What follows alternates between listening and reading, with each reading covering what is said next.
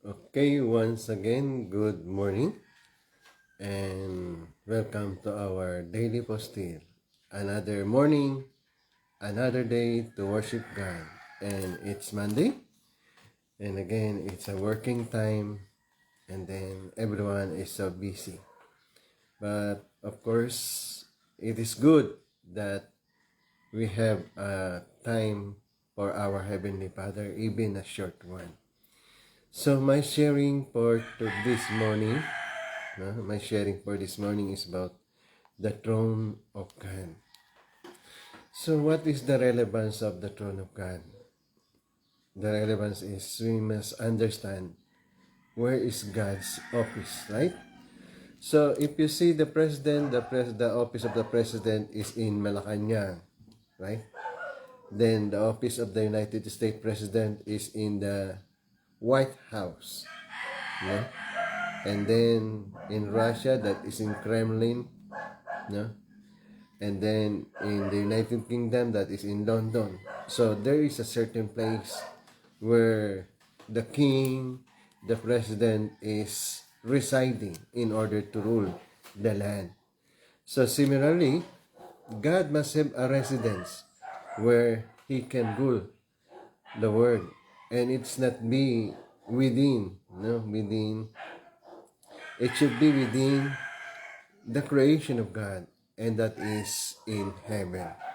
So, the Lord's, our Bible references taken from Psalm 103 verse 19.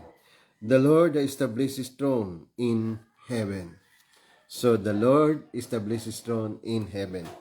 So, during the time of Spanish region, when the Spanish came to our place, they established Malacanang Palace along the Pasig River in Mindiola. So, there is the place of the Malacanang Palace. And from there, the president, the governor, or the leader of the nation rule over the land. So that means there must be a certain place where the king, the minister, the president will rule.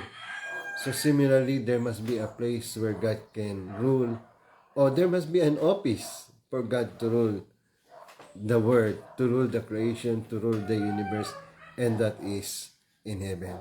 So he established his throne in heaven. The throne of God is in heaven. And from there, we cannot easily go there, right? We cannot easily go there because there is a requirement.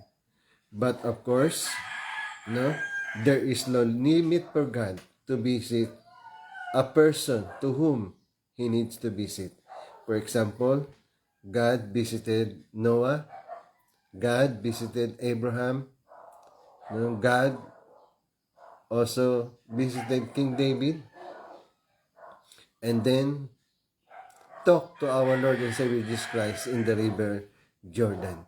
So that means the testimony is not a self-testimony, because we don't need a self-testimony, but rather we need a congregational, the people who testified that they were invited by God, they will talk by God, they talk, the God talked to them, just like our Lord and Savior Jesus Christ.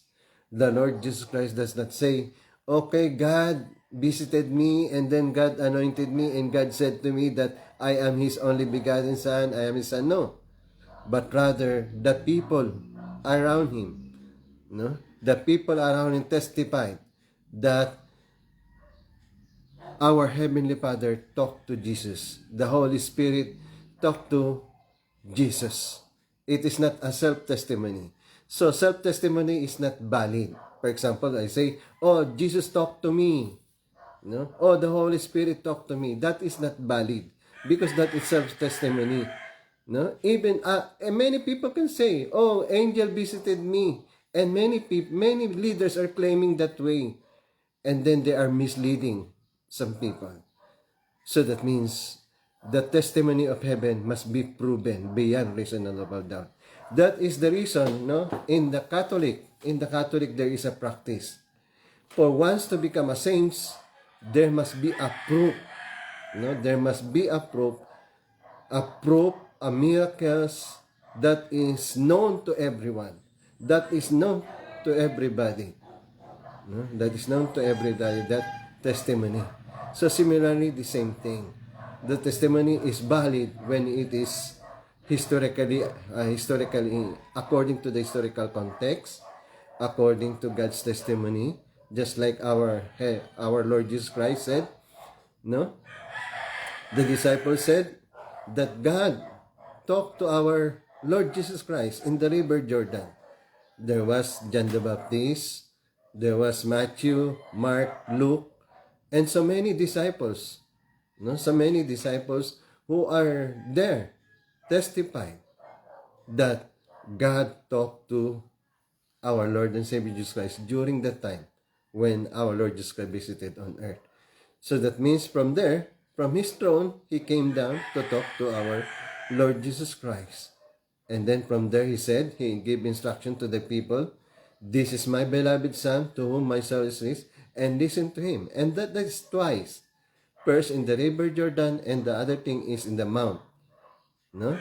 In the mount, there was a transfiguration, a living testimony, no? A public testimony that God tell the people, "This is my beloved Son, to whom my soul is well pleased." There is no secret, no? There is no secret that God is talking to our Lord Jesus Christ. It is a public, no? It is a public that God talked to our Lord Jesus Christ. So that means testimony is valid when it is collaborated with other people. Self-testimony is not valid. Then, of course, God is the one no? Who gave instruction from His throne. And then, we could say that the throne of God is in heaven. And from there, God is reigning. So, we need to follow and we need to achieve something in order to be accounted by God, no, to be invited by God to visit His throne.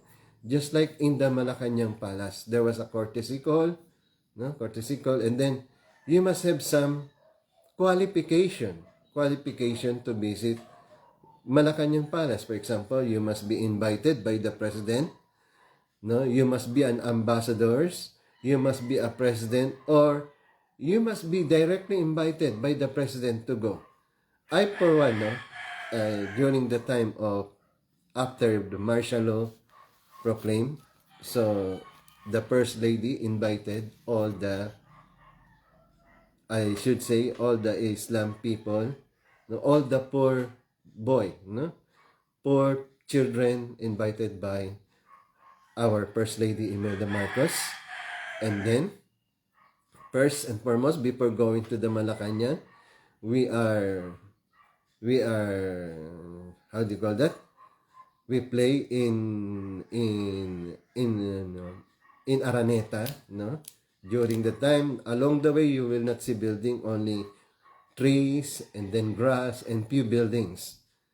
And then we played there at the Araneta. Then after Araneta, we were invited to visit the Malacanang. So similarly, we must be qualified to visit the throne of God or to be in heaven. There must be a qualification. It is not easy to go to heaven.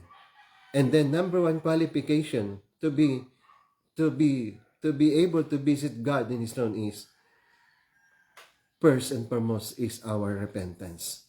We need to repent. We need to repent. That is the first qualification, that to be invited to go to the throne of God, not to be with God in His kingdom, is first and foremost is we need to repent. And the second, we need to accept our Lord and Savior Jesus Christ. No? Because say, "I am the way, the truth, and the life. No one comes to the Father except through me." Then after that, we must live in accordance with the will of God. We must have an absolute faith, absolute love, and absolute obedience. No? We need to follow God to the highest level. We need to live a heavenly life to the highest level. And then from there, we will be invited by God to his throne. Just like Elijah ascended to heaven with a whirlwind, and then also our Lord and Savior Jesus Christ ascended to heaven and then seated at the right hand of God. Of course, that is the natural residence of our Lord Jesus Christ. He just visited us in order to save us. And then, first and foremost, we need to repent and accept our Lord Jesus Christ in order to be visited by Heavenly Father. So that means all the kingdom, no? All the satellite kingdom, for example, the United States, White House, the Malacanang Palace, and all those palaces that the presidents, the leaders of the nation are residing must be connected, no? All the palace, all the president office must be connected to the throne of God. Meaning to say, if I am the president, I must receive direction from God, and I must rule the people in accordance with the will of God, according to the God's direction. I cannot just rule the people by my own volition, by my own terms, by my own, but of course I ask God, Heavenly Father, how can I lead these people?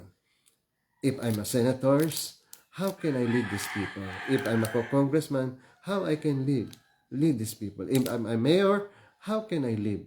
How can I lead these people? And then also a governor. That means all the offices in the world, all the offices, the mayor's office, governor's office, no? And then president office must be connected to the throne of God. And that is by connecting ourselves to our Lord and Savior Jesus Christ. Then once we connected there, then truly we have the potential, we have the capacity to build the kingdom of heaven. Okay, so that means we need to understand that there must be a way for us to be connected to the throne of God. And the only way to be connected to the throne of God is by following God, by having faith, love, and obedience. And then the ultimate is our relationship to our Lord and Savior Jesus Christ. Because He said, I am the way, the truth, and the life. No one comes to the Father except through me. So that means we need to really follow and accept our Lord and Savior Jesus Christ. Okay, once again, thank you for listening, for tuning in. And I hope to see you again for another episode of our Daily Postil. Please, if you are new, like and share. And then subscribe on my YouTube channel. And then also, if you can amplify this message. Well, thank you and God bless everyone.